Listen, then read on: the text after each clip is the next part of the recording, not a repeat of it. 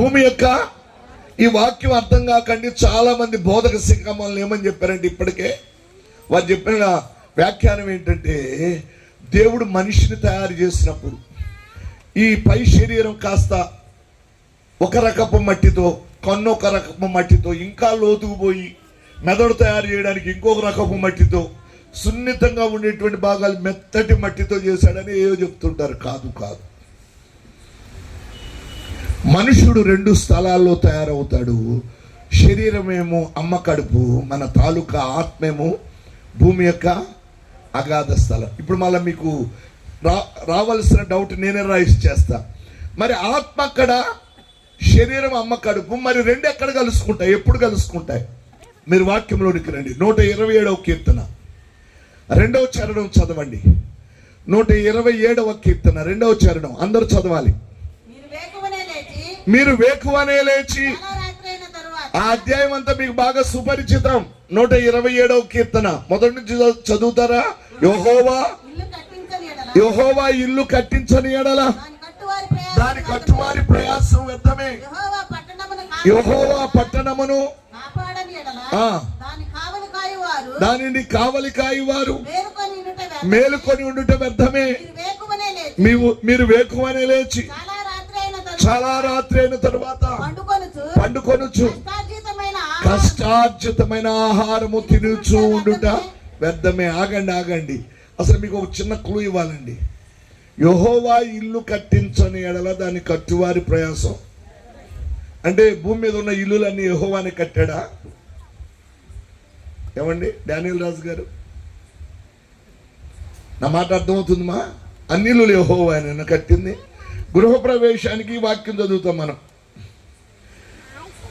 ఒకడు విగ్రహారాధన చేస్తాడు, బలులు అర్పిస్తాడు, వాడు పంచకాన్ని తాగుతాడు ఇంట్లో.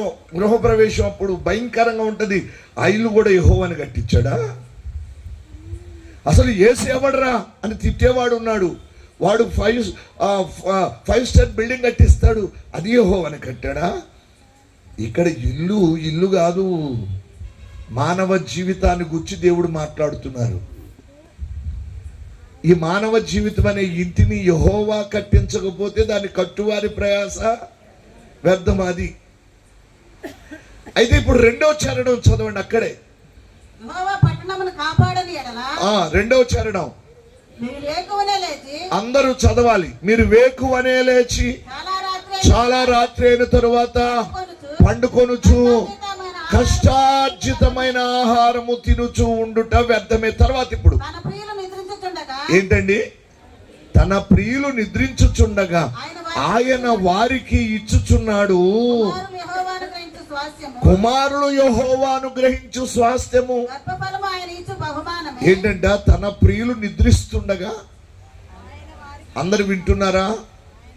తన ప్రియులు నిద్రించుచుండగా ఆయన వారికి ఇచ్చుచున్నాడు. నిద్రపోయేటప్పుడు ఏమి ఇస్తున్నాడట? కుమారులు యెహోవాను గ్రహించు స్వాస్థ్యం. గర్భఫలము ఆయన గర్భఫలం ఇస్తున్నాడంట నిద్రపోయేటప్పుడు. చాలా మంది నిద్రపోయేటప్పుడు ఏమి ఇస్తున్నాడంటే ఆహారం ఇస్తున్నాడని చెప్తారు. నో. గర్భఫలం ఇస్తున్నాడంటే నిద్రపోయేటప్పుడు గర్భఫలం ఇవ్వడం ఏంటి? ఇప్పుడు చెప్తున్నాను, విషయంలోకి వస్తున్నా వినండి. ఒక స్త్రీ గర్భవతి అయ్యాక, అందరు నా వైపు చూడాలి, ఎన్ని నెలలకు కంటుంది? గట్టిగా చెప్దాం. 9 లేకపోతే 10 అంట. ఆడపిల్లలు తెలివైన వాళ్ళు మీరు. 9 అంటేనేమో మగపిల్లాడు 9 నెలలకు కంటుంది మగపిల్లాడిని అయితే. 10 ఉన్న ఆడపిల్ల అయితే 10 నెలలకి. ఆడవాళ్ళు అన్నింటిలో ఒకటి ఎక్కువ, ఒక నెల ఎక్కువ, ఒక ముద్ద ఎక్కువ, కాస్త ప్రేమ ఎక్కువ, తెలివి ఎక్కువ. అంతేకాదు, ఇల్లు కట్టాలన్న ఆడోళ్ళే, కొంపలు బీగాలన్న ఆడోళ్ళే. ఓ పెద్ద ఆయన అన్నాడు, ఆడదే ఆధారం మన కథ ఆడనే ఆరంభం అని. అంటే ఏది జరగాలన్న ఆడోళ్ళేనంట. భర్త కోట్లు సంపాదించినవండి, అల్లరి ఆడ ఉందనుకో ఇంటిలో, కొంప కొల్లేరే. అర్థమవుతుందా? అందుకని దేవుడు అన్నాడు, జ్ఞానవంతురాలు 3 రాళ్ళు తన చేతులతో దాన్ని పెరికి వేస్తుంది. ఇల్లు కట్టేది కూడా ఆడోళ్ళే. కుటుంబ జీవనం వర్ధిల్లాలంటే ఆడోళ్ళు ఒక ముద్ద ఎక్కువ, ఒక మాట ఎక్కువ. ముద్ద ఎక్కువ అంటే మీ ఆయన డ్యూటీకి వెళ్ళేటప్పుడు బాక్స్ తీసుకుని వెళ్తారు, ఆయన క్యారేజ్ తీసుకుని, దాంతో అడ్జస్ట్ అవుతాడు, మళ్ళీ నైట్కి తింటాడు. మీరైతే వంటగదిలోకి వెళ్ళినప్పుడల్లా ఎగరేస్తారు. ఒక నెల ఎక్కువ. మగపిల్లాడు 9 నెలలకి, ఆడపిల్ల 10 నెలలకు పుడుతుంది. కాస్త తెలివి ఎక్కువ, మామూలు తెలివి కాదు ఆడవాళ్ళకి. అందుకని ఆడవాళ్ళు ఏమంటారంటే శ్రీమతి అంటారు. మగవాళ్ళని శ్రీ అంటారు, ఆడవాళ్ళని శ్రీమతి. అంటే అర్థం ఏంటనుకున్నారు? శ్రీవారికి మతి అని. అంటే శ్రీవారికి మతి అంటే అందుకే భార్య దొరికిన వానికి మేలు దొరుకును అంటారు. అంటే అర్థం ఏంటనుకుంటున్నారు? మగాడికి అప్పటిదాకా మతి ఉండదు, పెళ్ళైన తర్వాత మతి వస్తుంది. అందుకే శ్రీమతులు అంటారు. జోక్గా కాదు నేను చెప్పేది, ఆ పదపు అర్థం అది. సరేలే, ఇదంతా ఎందుకు కానీ, నాకు బోల్డని సంగతులు ఉన్నాయి బైబిల్లోని వాక్యంలో. ఆడపిల్లలు 10 నెలలకి, మగపిల్లాడైతే 9 నెలలకు పుట్టేస్తాడు. అయితే 9 నెలలకు స్త్రీకి అంటుంది కదా, అందులో సగకాలం అంటే ఎంత? 4.5 నెలలు. గర్భవతి అయిన స్త్రీ 4.5 నెలలు గడిచాక, ఆ 4.5 నెలల లోపల పిండము కేవలం రక్త మాంసాలతోనే ఉంటుంది.